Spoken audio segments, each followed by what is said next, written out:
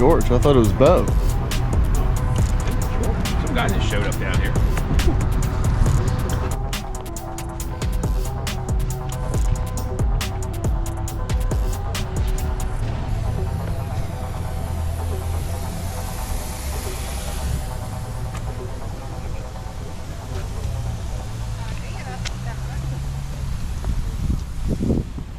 Hey. Life of a contractor. You get wet sometimes. You get wet. A little bit. Definitely doing lawn sprinkler work. A few moments later. So you got some dripping here now, and the turf has been all cut. So we'll put micro sprays here in the corners. One over here, one here, one here. Tie that in together. Okay.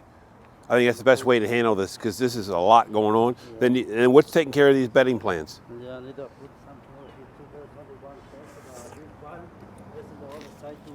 Okay, because you need something, because they always have color here underneath the flagpole, okay?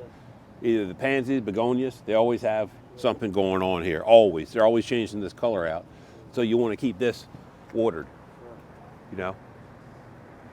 From March to November, they got water flying here.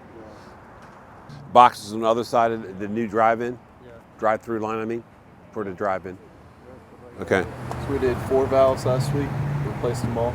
Because you had a lot of debris in the valves. Yeah. I'm sure a lot of the solenoids and diaphragms were tore up. Yeah. Either the pins or the diaphragm itself. Once they get scratched, they're not going to seat all the way. Then you always got weepers. The other day I cleaned it up to the couple valves. And when I turned it on, there's no water. Cut the little hose. Just found it. Gotcha. And whatever water we get, we put back in, we want to make sure we're not ever have a chance of throwing it on anybody in the drive-in. So you always got to figure, when you lay this out, when you have it running, but people are right here and you can't be wetting them. Yeah, if you figure that out, then you never have a problem. But you can't just work about, well, it's going to come on at 3 in the morning. No, it's going to come on now when people are in line. You can't be getting them wet. Then you're safe. That's the way I would design mine. So you want to walk around, take a look? I'm going to throw this whole piece away if you don't start acting like a normal human being. A normal human being? What fun would that be? Hey, look, there's your new home. There's your new trailer. Captain says we're going to have this thing portable. We can just tow you around, stay, drop you off. Do you think that's enough water to drown myself?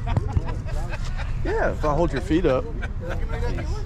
So what I was just talking with Felix and his team about, we want to make sure we get some water down in here for the lawn sprinkler system. Then along in here. Got some hydrangeas and some other plants in here. We want to make sure we get water down in this area. So we're trying to figure this because this got all cut up during the modifications last fall, during the construction. And we just want to fine tune this and get this back up and running. This one pipe is leaking for right here. Okay. I think it's right here. But do they even want water down in here? Yeah, for all the water stay over here. Yeah, but they might just landscape this into plants that don't need much water because they probably don't want to spray it up. I'm not even sure if it's even worth putting anything back down in here. See these plants got here? I think that was something in here to stabilize this. When it's raining, there's a lot of water. Yeah. Right here. Yep, and that's why they're growing. But they just put that there to stabilize it. So I'm sure it's going to be clean and mulched and just be done. Okay? More utilitarian than plants. Then plants going here. That's what I would do. Plants going here. Yeah. So this, let's be concerned to finish this off here. From here, going. Yep, be done with it. So what we're doing here is we're doing a little exploratory here, find out existing piping, wherever that was some old drip tubing. We're gonna remove that today. We're gonna reconfigure this whole area, do it micro sprays. It's gonna be more efficient and it's gonna work really well. Remember, you got plants, you got a lot of people, a lot of vehicles. We don't want water spraying everywhere uncontrolled. So we're gonna put a new zone in here today. What's that? That's called a leak, Bo. That's called a leak. Why is it leaking? It's got a hole in it, Bo. It's like anything with holes in it. You would know that if you were a boater. And you own 3 75-foot fountain boats. We have an underground leak on the lawn sprinkler system. We're identifying where that leak is. We're also identifying where the existing piping was. We're going to remove this today, drop in a new valve, reconfigure this with new spray heads instead of the drip that's all cut up. Dogs in the back. It's going, hey, Mom, look, there's Bo Condon over there. There you go. Come back. Oh, another piece of drip. Another leaker here, Felix.